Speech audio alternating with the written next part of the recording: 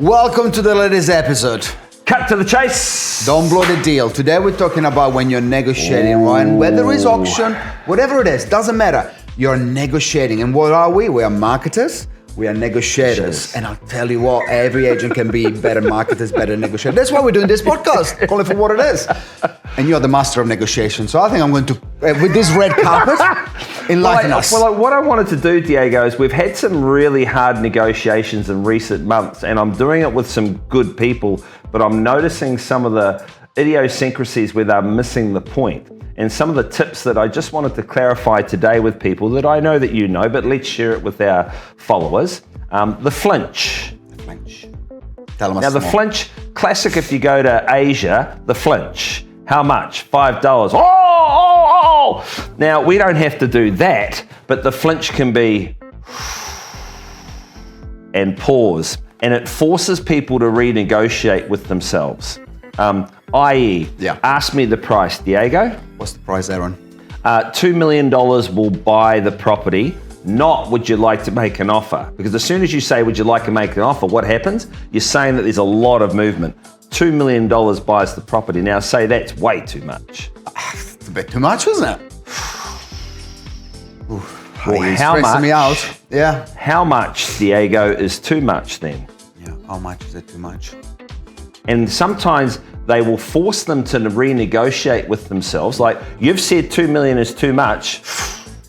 Okay, well, how much is too much then? The inflection's really important. Forces you to have to renegotiate with yourself and say, oh, well, I think, well, let's role play it. Tell me another number. Look, 1.95, I think it's... In a perfect world, Chase, I'll be jumping off God's side here. Beautiful, the vendor would be doing cartwheels. 1.6 is realistic, I think, in this market anyway. Then we've learned that everyone likes to feel generous. Now, even though it potentially, you may consider it's a lowball offer, a sales prevention officer will fight back against that and you lose people. Versus the script is, and use your own words, it's a really generous offer, Diego, but it's just not going to work for our sellers. It's a really nice way to counter a lowball offer. Now, Diego, what would you like to do to get our vendors to re-engage and keep them at the table? Otherwise, potentially at 1.6, it could force them to start looking in other places.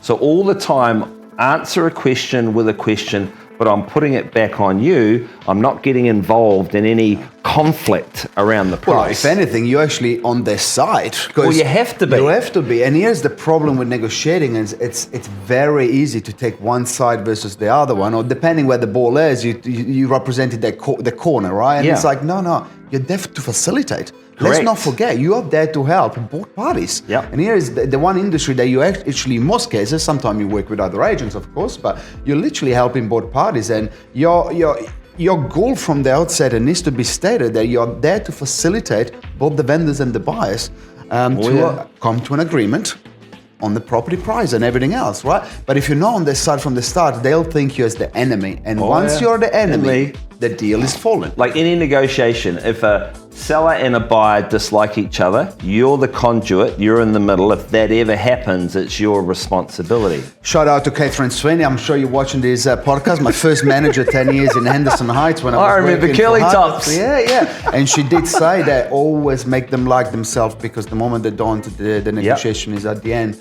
And I remember her saying another line similar to what we discussed today. Isn't it funny how real estate is very much one-on-one, right? And if thank you for your offer, the price was rejected already, and what will your next price be? And it's the same thing, right? Yes. It's how can you align yourself, because you're the partner, you're the negotiator partner, right? Whether it's a buyer or a vendor. Yep. It's simple. So let's go back. You're at 1.6, and I've said it's a very gracious offer, but that's not going to work for our sellers. Pause, and then you'll give me another number. 1.7. 1.7.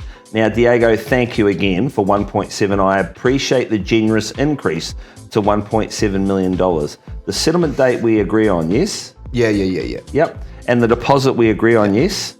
Yeah. Great. And the chattels, all good? All good. Are there any other chattels that would be included in the sale of the property that could help you move to another level? The spar pull. The spar pull. Now, what that's called is nibbling, and we all, from time to time, and I'm guilty of it every week, I'll focus just on the price. And the key to negotiation, as they say, the oxygen in a negotiation is to keep little concessions happening. So I'm saying to you, we've got agreement here, we've got agreement here, I'm nibbling, what else can we throw into the pot to keep that negotiation going? Cut to the chase. This is what we love, right? Simple real estate. Hey. We don't overcomplicate it, right? But isn't it funny that it sometimes can be so much overcomplicated that people just lose track of what they're doing? Yep. Be the best negotiator you can, and